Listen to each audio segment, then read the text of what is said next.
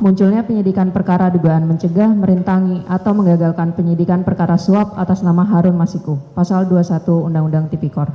Sebagaimana yang telah termohon uraikan di atas, bahwa sebelumnya termohon mengetahui telah terjadi tindak pidana korupsi penerimaan hadiah atau janji berupa uang suap yang dilakukan oleh Wahyu Setiawan, Komisioner KPU DKK. Untuk itu termohon telah melakukan penyelidikan tertutup dengan mengupayakan tangkap tangan kepada pihak-pihak yang terlibat, serta telah menerbitkan surat perintah penyelidikan nomor 146 tahun 2019 tanggal 20 Desember 2019 terkait dugaan tindak pidana korupsi berupa penerimaan hadiah atau janji oleh penyelenggara negara di Komisi Pemilihan Umum Pusat terkait dengan penetapan anggota DPR RI terpilih tahun 2019 sampai 2024 dan surat perintah tugas nomor Sprint Gas 01 tahun 2020 tanggal 8 Januari 2020. 2. Dalam upaya tangkap tangan pada hari Rabu tanggal 8 Januari 2020 tersebut, termohon berhasil mengamankan beberapa pihak yang terlibat. Di antaranya Wahyu Setiawan di Bandara Suta, Saiful Bahri Doni Tri Istiqomah di rumah makan pada Jalan Sabang, Jakarta, dan Agustiani Tio Fridelina di rumahnya.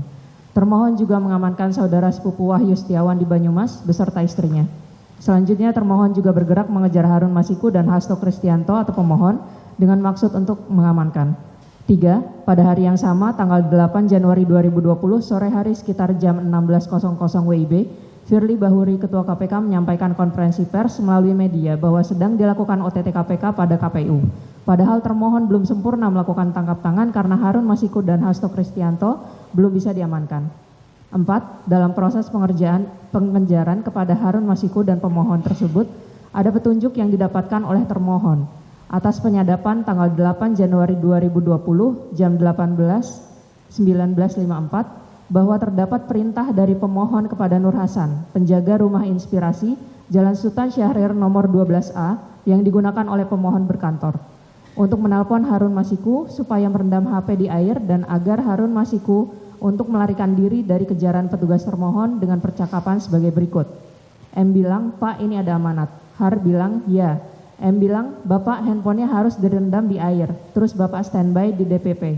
Har bilang, "Ya, oke. Di mana disimpannya?" M bilang, "Direndam di air Pak." Har bilang, "Di mana?" M bilang, "Gak tahu deh saya. Bilangnya direndam aja." Har bilang, "Gini aja, Pak Hasan segera ini, itu kita ke itu. Ke apa namanya? Aduh." M bilang, "Halo Pak." Har bilang, "Naik motor aja Pak." M bilang, "Kemana?" Har bilang, "Itu yang rumah dekat samping di situ." M bilang, "Pinggir sini Pak, kali." Har bilang, "Ya, yang 20 itu." M bilang, "Ya Pak." Har bilang, yang nomor 10 itu, atau di DPP." M bilang, "Ketemuan di situ aja, soalnya di SS nggak ada orang Pak, saya nggak bisa tinggal." Har bilang, "Bapak di mana?" M bilang, "Bapak lagi di luar." Har bilang, "Bapak suruh kemana?" M bilang, "Perintahnya Pak Harun suruh standby di DPP, lalu handphonenya harus direndam di air." Har bilang, "Di mananya?" M bilang, "Terserah Bapak, apa saya mau rendemin apa gimana?" Har bilang, "Bapak meluncur sekarang, saya tunggu di dekat Tuku Umar, naik motor aja." M bilang, "Ya Pak." Har bilang, "Yang di pompa bensin dekat Hotel Sofyan." M bilang, "Oh, Cut Mutia." Har bilang, "Sekarang berangkat ya." M bilang, "Ya." Atas perintah pemohon tersebut, Harun Masiku menghilang dan kabur sampai dengan saat ini dan ditetapkan sebagai daftar pencarian orang atau DPO termohon. 5. Bahwa pada sekitar tanggal 8 Januari 2020 tersebut, tim termohon melakukan pengejaran kepada Harun Masiku yang melarikan diri ke Komplek Perguruan Tinggi Ilmu Kepolisian atau PTIK. Hal ini juga sama dilakukan pengejaran kepada pemohon yang ternyata menuju PTIK, di mana lokasi tersebut sama dengan posisi Harun Masiku. Pada saat petugas termohon membuntuti dan akan melakukan tangkap tangan, petugas termohon malah diamankan oleh beberapa orang atau tim lain yang diduga merupakan suruhan pemohon di PTIK tersebut. Sekira pukul 20.00 WIB, tim termohon yang terdiri atas 5 orang ditangkap oleh segerombolan orang di bawah pimpinan AKBP Hendy Kurniawan, sehingga upaya tangkap tangan Harun Masiku dan pemohon tidak bisa dilakukan. Petugas termohon malah digeledah tanpa prosedur, diintimidasi dan mendapatkan kekerasan verbal dan fisik oleh Hendy Kurniawan DKK. Alat komunikasi dan beberapa barang milik petugas termohon tersebut diambil paksa kemudian diminta keterangan sampai pagi jam 04.55 WIB. Bahkan petugas termohon dicari-cari kesalahan dengan cara dites urin narkoba, namun hasilnya negatif, dan baru dilepas setelah dijemput oleh Direktur Penyidikan termohon. 6. Setelah gagal menangkap tangan Harun Masiku dan pemohon, tim termohon menuju ke kantor DPP PDI Perjuangan untuk melakukan penyegelan ruangan, tetapi dihalangi oleh petugas keamanan. Kemudian tim termohon kembali ke gedung KPK untuk melaksanakan ekspos perkara tangkap tangan ini dengan pimpinan KPK dan struktural penindakan, bahwa di dalam forum rapat ekspos, tim KPK yang melaksanakan OTT sudah memaparkan rangkaian peristiwa secara runut dan rinci, termasuk peran pemohon dalam konstruksi perkara tersebut. Tetapi pimpinan saat itu belum menyepakati menaikkan status pemohon sebagai tersangka karena menunggu perkembangan hasil penyidikan. Pimpinan KPK pada saat itu kemudian mengganti Satgas Penyidikan dengan Satgas Penyidikan lainnya, bahwa pada saat ekspos kemudian diputuskan hanya menaikkan menjadi ke penyidikan dengan 2 surat perintah penyidikan dan 4 orang tersangka, yaitu tersangka pemberi suap Harun Masiku bersama-sama dengan Saiful Bahri. Sedangkan tersangka penerima suap adalah Wahyu Setiawan selaku komisioner KPU bersama-sama dengan Agustiani Tio Fridelina. Bahwa dalam hal ini Harun Masiku masih belum bisa diamankan karena melarikan diri. Selanjutnya KPK menerbitkan laporan kejadian tindak pidana nomor LKTPK 03 tahun 2020 tanggal 9 Januari 2020, laporan kejadian tindak pidana korupsi nomor LKTPK 04 tahun 2020 tanggal 9 Januari 2020, surat perintah penyidikan nomor Sprindik 07 tahun 2020 tanggal 9 Januari 2020, dan surat perintah penyidikan nomor Sprindik 08 tahun 2020 tanggal 9 Januari 2020. Bahwa pimpinan KPK telah mengganti tim penyidik yang menangani perkara ini dengan tim penyidik yang baru dan sejalan dengan perintah pimpinan KPK Firly Bahuri. Selain dari peristiwa tersebut, pada saat dilakukan pengambilan keterangan sebagai saksi setelah diterbitkannya surat perintah penyidikan, diketahui para pihak yang tertangkap tangan yaitu Saiful Bahri, Doni Tri Istiqomah, dan Agustiani Tio Fridelina melakukan diskusi bersama pada ruang musola dan tempat merokok lantai 2 gedung KPK Merah Putih dan merencanakan merubah keterangan yang sebelumnya menjelaskan secara detail terkait dengan peran pemohon dan asal uang 400 juta rupiah yang asalnya dari pemohon kemudian diubah. Hal ini diketahui oleh Wahyu Setiawan yang pada saat itu juga ikut mendengarkan diskusi. 8. Bahwa 1 hari setelah dilakukan tangkap tangan oleh termohon, yaitu pada tanggal 9 Januari 2020, Simeon Petrus yang merupakan tim hukum PDI Perjuangan dan juga menjadi lawyer dari Tio menghubungi Daniel Masiku melalui pesan WhatsApp dan meminta Daniel Masiku untuk menjadi kuasa hukum Harun Masiku. 9. Beberapa hari setelah proses OTT tersebut, Ketua KPK Firly Bahuri mengembalikan penyidik KPK Rosa Purbobekti ke Mabes Polri dengan berbagai alasan walaupun masa dinas belum berakhir. Kemudian KPK menerbitkan DPO Harun Masiku 17 Januari 2020 dan Red Notice pada tanggal 16 Juli 2021. 10. Bahwa KPK menerbitkan sprindik tambahan pada tanggal 5 Mei 2023, kemudian tim penyidik termohon yang baru melakukan pendalaman dengan akan memeriksa Wahyu Setiawan di Lapas Kedung Panes Semarang. Ternyata Wahyu sudah bebas PB sehingga diputuskan untuk dilakukan penggeledahan pada tanggal 12 Desember 2023 di rumah Wahyu Setiawan, Desa Gemuruh, RT 2 RW 9, Kecamatan Bawang, Banjarnegara, Jawa Tengah. Setelah digeledah, anaknya Wahyu Setiawan mendatangi Simeon Petrus di Jakarta untuk melaporkan penggeledahan dimaksud. 11. Bahwa dari penggeledahan oleh penyidik termohon di rumah Simeon Petrus pada tanggal 23 April 2024 yang bertempat di rumah dengan alamat Perum Taman Kenari Jagorawi, Blok 7A nomor 16-17, RT 001 RW 011, Kelurahan atau Desa Puspasari, Kecamatan Citerap, Kabupaten Bogor, Provinsi Jawa Barat, diketahui bahwa Simeon Petrus aktif berkomunikasi dengan pemohon. Di antaranya sejak setelah dilakukan tangkap tangan oleh termohon, pada tanggal 8 Januari 2020, pemohon beserta tim hukumnya yang salah satunya bernama Simeon Petrus berupaya mengendalikan jalannya perkara dengan membentuk tim hukum yang sama dan terkoneksi pada tersangka, pemberi, dan penerima. Bahkan Simeon Petrus pada tanggal 9 Januari 2020 meminta Daniel Masiku untuk menjadi pengacara Harun Masiku, padahal pada saat itu diketahui Harun Masiku melarikan diri.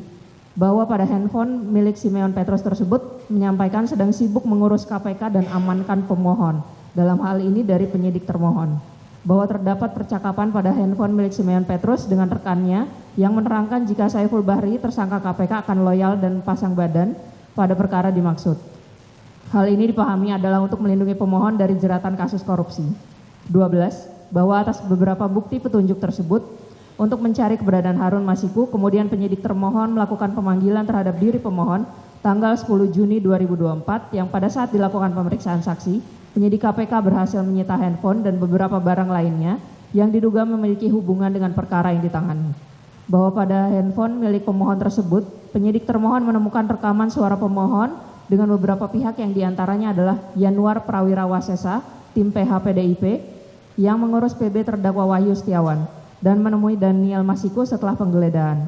Bahwa Yanuar Prawira Wasesa merupakan saksi termohon yang di BAP pada tanggal 12 Juni 2024, bahwa sebelum dipanggil termohon, Yanuar Prawira Wasesa pada tanggal 6 Juni 2024 dipanggil dan bertemu dengan pemohon di Rumah Sultan Syahrir nomor 12A. Bahwa pada pertemuan tersebut pemohon mengarahkan Yanuar Prawira Wasesa untuk memberikan keterangan yang tidak melebar sebelum diriksa oleh penyidik termohon pada tanggal 12 Juni 2024. Atas perbuatan pemohon tersebut,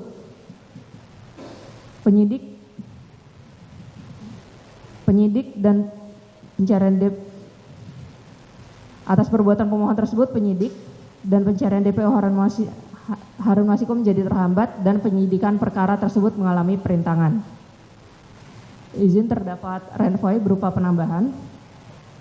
Angka 12A bahwa pada tanggal 6 Juni 2024 sebelum dilakukan pemeriksaan saksi oleh KPK, pemohon Hasto Kristianto memerintahkan Kusnadi untuk menenggelamkan handphone supaya tidak ditemukan oleh KPK. 13. Bahwa berdasarkan uraian fakta penyidikan tersebut di atas, patut disimpulkan peran pemohon dalam perkara tindak pidana Akwo sebagai berikut. Pemohon pada sekitar tanggal 8 Januari 2020, yaitu saat proses tangkap tangan KPK, memerintahkan Nur Hasan, penjaga rumah aspirasi Jalan Sultan Syahrir nomor 12A, yang biasa digunakan sebagai kantor oleh pemohon, untuk menelpon Harun Masiku supaya merendam dalam air alat komunikasi atau HP milik Harun Masiku dan melarikan diri supaya tidak ditemukan oleh Satgas termohon yang saat itu sedang melaksanakan tugas operasi tangkap tangan.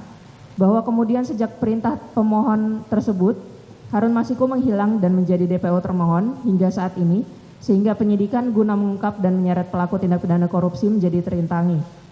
Pemohon pada sekitar tanggal 8 Januari 2020 tersebut, yang juga dengan Harun Masiku melarikan diri dan bersembunyi di Kompleks Sekolah Polri Perguruan Tinggi Ilmu Kepolisian atau PTIK, dari kejaran petugas KPK yang sedang melaksanakan tugasnya. Pemohon dan Harun Masiku dengan dibantu oleh Hendy Kurniawan DKK sengaja menghalangi dan mencegah petugas termohon sehingga tujuan pelaksanaan OTT tidak tercapai. Petugas termohon sempat disekap beberapa jam di PTIK atas hal tersebut. Pemohon pada sekitar tanggal 6 Juni 2024, yaitu sebelum dilakukan pemeriksaan saksi oleh termohon, memerintahkan Kusnadi untuk menenggelamkan HP supaya tidak ditemukan oleh termohon. Bahwa atas beberapa bukti petunjuk untuk mencari keberadaan Harun Masiku, kemudian penyidik termohon melakukan pemanggilan terhadap pemohon tanggal 10 Juni 2024, yang pada saat dilakukan pemeriksaan saksi, penyidik termohon berhasil menyita handphone dan beberapa barang lainnya yang diduga memiliki hubungan dengan perkara yang ditangani. Atas penyitaan barang tersebut, penyidik dilaporkan ke Dewan Pengawas KPK, Komnas HAM, Bareskrim Polri, Polda Metro Jaya, Propam Polri, gugatan perdata pada Pengadilan Negeri Jakarta Selatan. Bahwa pada handphone milik pemohon tersebut, penyidik menemukan rekaman suara pemohon dengan beberapa pihak yang diantaranya adalah Yanuar Prawira Wasesa, tim PHPDIP, yang mengurus PB terdakwa Wahyu, dan menemui Daniel Masiku setelah penggeledahan. Bahwa Yanuar Prawira Wasesa merupakan saksi termohon yang di BAP pada tanggal 12 Juni 2024, bahwa sebelum dipanggil termohon, Yanuar Prawira Wasesa pada tanggal 6 Juni 2024 dipanggil dan bertemu dengan pemohon di Rumah Sultan Syahrir nomor 12A, bahwa pada pertemuan tersebut pemohon mengarahkan Yanuar Prawira Wasesa untuk memberikan keterangan yang tidak melebar sebelum diperiksa oleh termohon pada tanggal 12 Juni 2024. Atas perbuatan pemohon tersebut, penyidik dan pencarian DPO Harun Masiku menjadi terhambat dan penyidikan perkara tersebut mengalami perintangan. 14. Bahwa dari fakta yang telah termohon uraikan dalam kronologi di atas, patut diduga pemohon telah memenuhi unsur tindak pidana sebagaimana dimaksud dalam pasal 21 Undang-Undang 31 tahun 99 dan seterusnya. Junto pasal 55 ayat 1 ke 1 KUH Pidana yang berbunyi, setiap orang yang dengan sengaja mencegah, merintangi atau menggagalkan secara langsung atau tidak langsung penyidikan, penuntutan dan pemeriksaan di sidang pengadilan terhadap tersangka dan terdakwa ataupun para saksi dalam perkara korupsi dipidana dengan pidana penjara paling singkat 3 tahun dan paling lama 12 tahun dan atau denda paling sedikit 150 juta rupiah dan paling banyak 600 juta rupiah. Izin akan dilanjutkan. Silakan. Izin melanjutkan. Saya Tifa Solesa. Saksikan program-program Kompas TV melalui siaran digital, pay TV, dan media streaming lainnya. Kompas TV, independen, terpercaya.